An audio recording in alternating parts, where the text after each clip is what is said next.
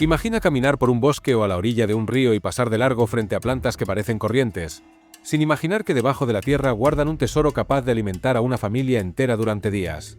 Eso mismo ocurre con muchos vegetales nativos de América del Norte que hoy, en gran parte, hemos olvidado. Sin embargo, durante miles de años fueron la base de la supervivencia de tribus enteras. Estos alimentos no solo eran nutritivos, también eran resistentes al clima, fáciles de cultivar y, en algunos casos, capaces de crecer donde ninguna otra planta sobreviviría. Lo sorprendente es que todavía existen, todavía crecen en silencio en praderas, bosques y jardines, esperando a ser redescubiertos. Uno de los ejemplos más fascinantes es el groundnut, conocido también como papa india. A primera vista, es una planta trepadora cualquiera, con flores moradas que desprenden un aroma dulce. Pero bajo el suelo guarda cadenas de tubérculos que se extienden varios metros, como si fueran collares enterrados. Cada uno de esos tubérculos es comestible y nutritivo. Los nativos americanos los conocían bien y sabían que con un solo grupo de estas papas podían alimentar a una familia durante varios días. Cuando los colonos europeos llegaron a la región, fue este tubérculo el que los salvó de morir de hambre durante su primer invierno. Mientras sus cultivos tradicionales fracasaban bajo el clima implacable, aprendieron de los pueblos originarios a recolectar y preparar estas raíces. Lo que hacía especial al groundnut no era solo su abundancia, sino su contenido proteico. Mientras una papa común apenas aporta almidón, el groundnut contiene entre 15 y 17% de proteínas, una cifra impresionante para un vegetal silvestre. Para pueblos que dependían de lo que podían cultivar o recolectar, era como encontrar carne bajo la tierra. Su sabor, ligeramente dulce y con un toque a nuez cuando se asaba, lo convertía en un manjar muy distinto a la papa que conocemos hoy. Además, tenía un beneficio extra: mejoraba la calidad del suelo al fijar nitrógeno, igual que los frijoles. Así, no solo alimentaba a las personas, también fortalecía la tierra. Los colonos lo llamaron papa india, y lo usaron tanto que algunos asentamientos probablemente no habrían sobrevivido sin él. Y sin embargo, con el tiempo fue olvidado. Hoy casi nadie lo cultiva, aunque todavía crece salvaje en riberas desde Canadá hasta Florida. Pero el groundnut no fue el único vegetal olvidado. Otro ejemplo curioso es el topinambo o alcachofa de Jerusalén. El nombre en sí es un enredo, ni es alcachofa ni viene de Jerusalén. En realidad, es un pariente del girasol con raíces nudosas que parecen jengibre abultado.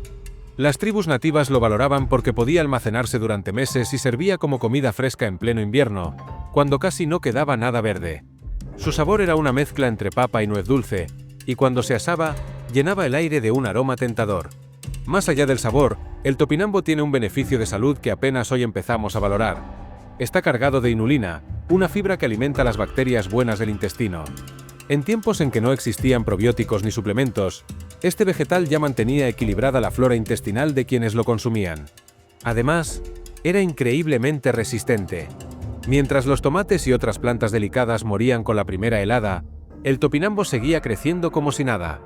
Era, en palabras modernas, el tanque de los vegetales. Sin embargo, igual que el groundnut, fue relegado al olvido, aunque aún crece silvestre en caminos y campos abandonados. Si hablamos de raíces que alimentaron generaciones, no podemos dejar fuera al camas azul. A simple vista, parece una flor silvestre de pétalos azules que adorna los prados del noroeste. Pero bajo esa belleza se esconde un bulbo que, bien cocinado, se transforma en un alimento dulce y energético. Aquí está el truco. Crudo, el camas es incomible, amargo y hasta peligroso.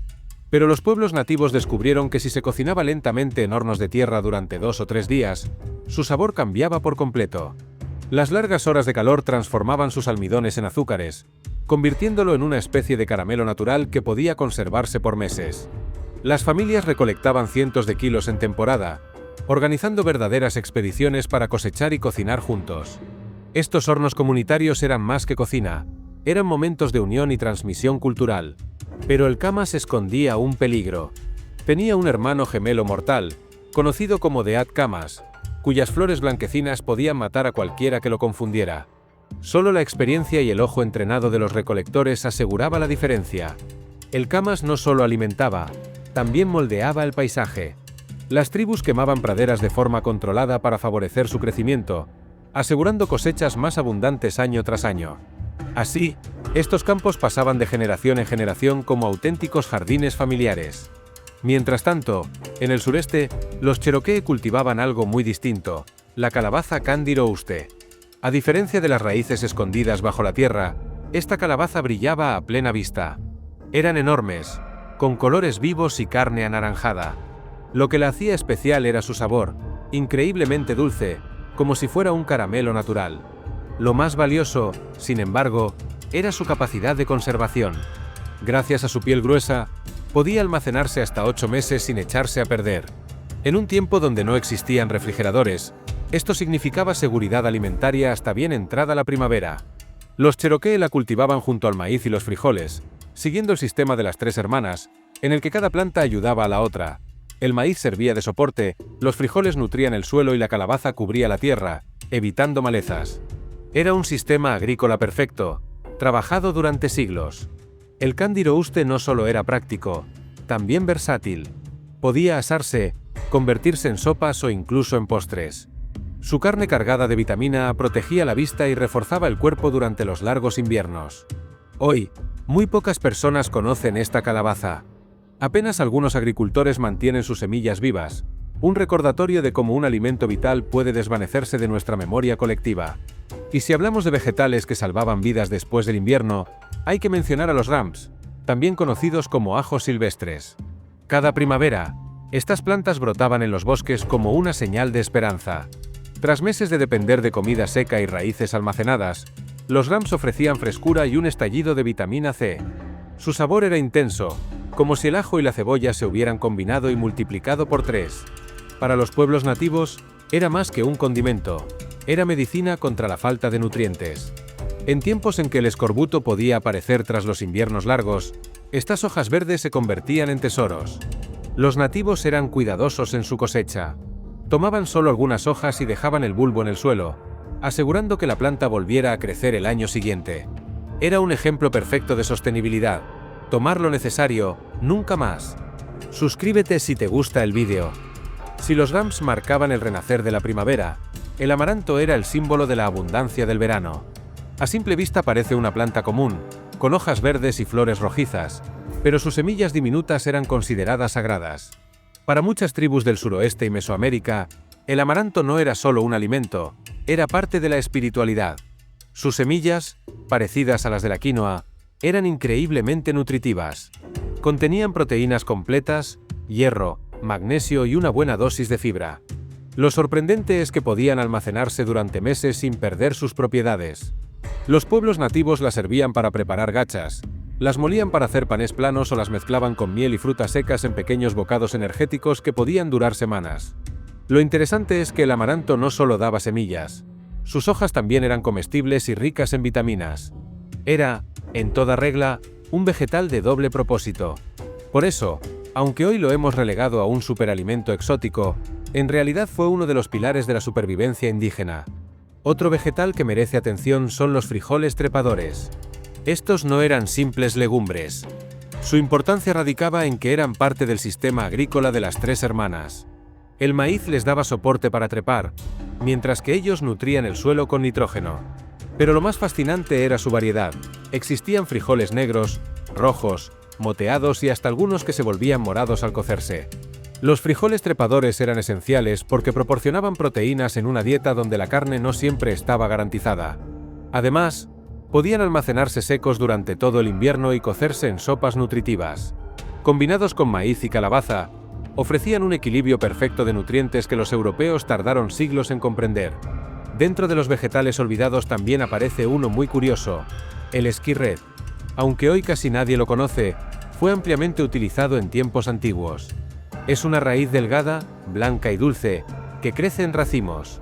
Su sabor recuerda a una mezcla entre zanahoria y nabo, pero con un toque más suave. Los pueblos lo hervían, lo asaban o lo usaban en sopas. El esquirret era muy valorado porque no se echaba a perder con facilidad, y al estar compuesto por varias raíces en un solo racimo, bastaba con arrancar una planta para tener comida lista para varias personas. Era un vegetal práctico, nutritivo y fácil de cultivar en suelos pobres. Otro vegetal sorprendente es el tomatillo, ese pequeño fruto cubierto por una cáscara delgada que parece papel. Para los pueblos originarios de México y el suroeste de Estados Unidos, el tomatillo era una joya culinaria. Su sabor ácido y fresco lo convertía en el ingrediente perfecto para salsas que acompañaban carnes y vegetales. El tomatillo no era solo sabor, contenía antioxidantes, vitaminas y propiedades antibacterianas. Su cultivo era sencillo y su fruto se conservaba bien dentro de su cáscara natural, que actuaba como envoltorio protector. Era un vegetal diseñado por la propia naturaleza para resistir. Y si hablamos de alimentos diseñados por la tierra misma, el arroz silvestre es un ejemplo fascinante. Aunque hoy lo consideramos un arroz gourmet, para los pueblos ojigua y otras tribus de los Grandes Lagos era un alimento cotidiano. En realidad, no es arroz, sino una semilla acuática que crece en pantanos y riberas tranquilas. La recolección era todo un arte. 2 personas subían a una canoa. Una remaba suavemente mientras la otra doblaba las espigas y las golpeaba con palos cortos, dejando caer los granos dentro de la embarcación. Ese método permitía que parte de las semillas cayera al agua, asegurando nuevas cosechas para el futuro. Era, otra vez, sostenibilidad en su máxima expresión. El arroz silvestre se secaba al sol y luego se tostaba ligeramente, lo que le daba un aroma ahumado inconfundible. Cocido con carne de pato o con verduras, era un plato completo y sabroso. Su alto contenido de proteínas y fibra lo convertía en un combustible ideal para largas jornadas de trabajo o caza. En el noreste también se consumía el ground cherry, un pariente silvestre del tomatillo. Este pequeño fruto, protegido por una envoltura de papel, ofrecía un sabor entre dulce y ácido, ideal para comer fresco o preparar mermeladas. Aunque hoy casi no se cultiva, todavía aparece en campos abandonados y jardines descuidados. Para los pueblos nativos, era un manjar inesperado, un regalo que la naturaleza escondía en el suelo. Otro vegetal olvidado, aunque vital en su tiempo, era la oca. Más conocida en los Andes, pero también utilizada en regiones del norte, esta raíz se parecía a una papa pequeña, con colores que iban del amarillo al rojo intenso. Su sabor variaba de dulce a ácido, y lo más importante era su resistencia. Crecía en suelos pobres donde otros cultivos no prosperaban. La oca se consumía hervida, asada o incluso cruda tras dejarla secar al sol, lo que eliminaba parte de su acidez y realzaba su dulzor. Su versatilidad y su durabilidad la hicieron indispensable en dietas que necesitaban variedad en medio de inviernos largos. También encontramos la apio silvestre, que crecía en pantanos y zonas húmedas. Sus tallos, hojas y semillas eran aprovechados tanto en la cocina como en la medicina. Su sabor fuerte servía para condimentar sopas y guisos, y sus propiedades diuréticas ayudaban a mantener el cuerpo en equilibrio. Aunque hoy apenas lo usamos como condimento, en tiempos de los nativos era un vegetal de uso múltiple. Cada uno de estos vegetales demuestra lo mismo: los nativos americanos no dependían de un solo cultivo. Tenían un repertorio enorme de plantas adaptadas a diferentes climas y suelos. Su dieta era diversa, rica y sorprendentemente equilibrada, mucho más de lo que solemos imaginar cuando pensamos en tiempos antiguos. Lo impresionante es que, aunque muchos de estos vegetales han caído en el olvido, todavía existen en nuestros campos y bosques. Siguen creciendo, resistentes y discretos, como testigos vivos de un conocimiento ancestral que aún podríamos recuperar. Entre los vegetales que aún sorprenden hoy está el sunchoque, también llamado alcachofa de Jerusalén. Aunque ya lo mencionamos de pasada, merece atención propia. Su raíz nudosa parece poco atractiva, pero en realidad fue uno de los recursos más resistentes que tuvieron muchas comunidades. Lo interesante es que podía crecer en tierras pobres, incluso en suelos arenosos o pedregosos donde otras plantas no sobrevivían. El sunchoque tenía otra ventaja: se mantenía fresco bajo tierra durante todo el invierno. A diferencia de los vegetales que había que recolectar y guardar, este se podía desenterrar cuando se necesitara, actuando como una despensa natural viva. En climas extremos, era una garantía de alimento constante. Su sabor, dulce y ligeramente a nuez, lo hacía versátil, perfecto para sopas, guisos o simplemente asado al fuego. Muy cerca de ríos y arroyos crecía otro vegetal humilde pero vital: la verdolaga. A primera vista parece una hierba común, de esas que muchos arrancarían pensando que es mala hierba. Pero para los pueblos nativos era un tesoro. Sus hojas suculentas y verdes eran comestibles y se preparaban en ensaladas, sopas o como acompañante de otros platos. La verdolaga tiene una particularidad que hoy valoramos mucho: es una de las pocas plantas no marinas ricas en omega 3, un ácido graso esencial para la salud del corazón y del cerebro.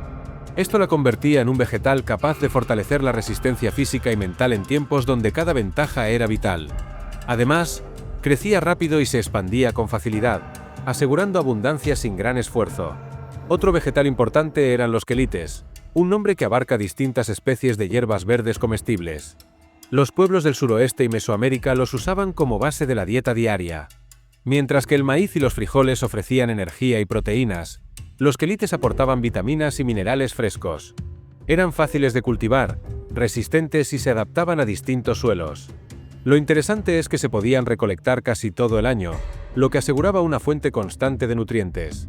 El maíz, por supuesto, fue el rey de los cultivos.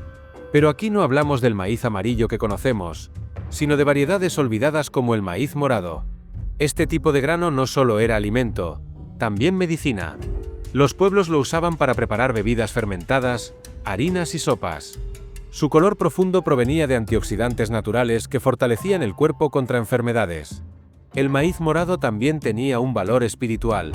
En muchas comunidades era símbolo de vida y fertilidad. Preparar una bebida con sus granos no era solo saciar el hambre, sino rendir homenaje a la tierra que lo producía. Hoy apenas lo vemos fuera de algunas zonas de los Andes, pero todavía sobrevive como un recordatorio de la riqueza genética del maíz nativo. En los pantanos y zonas húmedas, el nenúfar amarillo ofrecía otro recurso inesperado. Sus raíces y semillas eran comestibles. Los nativos recolectaban los rizomas, los hervían o los molían en harina, y las semillas tostadas se convertían en un sustituto del maíz o el arroz. Era un alimento de emergencia, útil en temporadas en las que otras cosechas escaseaban. No podemos dejar fuera el lirio de cuna o arrowhead, también llamado papa india en algunas regiones. Sus tubérculos almidonados eran fáciles de recolectar en aguas poco profundas. Solo había que remover el barro y arrancarlos. Cocidos o asados, eran una fuente confiable de energía. En los inviernos más duros, cuando la caza escaseaba, estos vegetales acuáticos eran los que mantenían a las familias con vida. Otro vegetal que merece un lugar en esta lista es la girasol silvestre, no solo por sus semillas, sino por la raíz de algunas variedades que también eran comestibles. Las semillas eran ricas en aceites, fundamentales en una dieta donde las grasas no siempre eran fáciles de obtener. Además, podían almacenarse por meses, convertirse en harina o en aceite, y servir de alimento tanto para las personas como para los animales domésticos. La cebolla silvestre era otra joya escondida en los campos. Pequeña, de sabor fuerte, se usaba no solo como alimento sino también como medicina. Añadida a sopas o guisos, aportaba sabor y nutrientes. Su consumo frecuente ayudaba a prevenir resfriados y a mantener la salud general. Era un ejemplo perfecto de cómo la línea entre comida y medicina era muy delgada en la dieta de los pueblos nativos. Incluso los chiles nativos merecen mención. Más allá de su uso culinario, eran fundamentales para la salud. El picante no solo daba sabor, también ayudaba a conservar alimentos y a mejorar la circulación sanguínea. Algunas tribus los usaban como remedio para abrir las vías respiratorias en climas fríos. Eran pequeños, potentes y fundamentales en la dieta diaria. Lo sorprendente de todos estos vegetales es que, aunque muchos han caído en el olvido, todavía crecen a nuestro alrededor.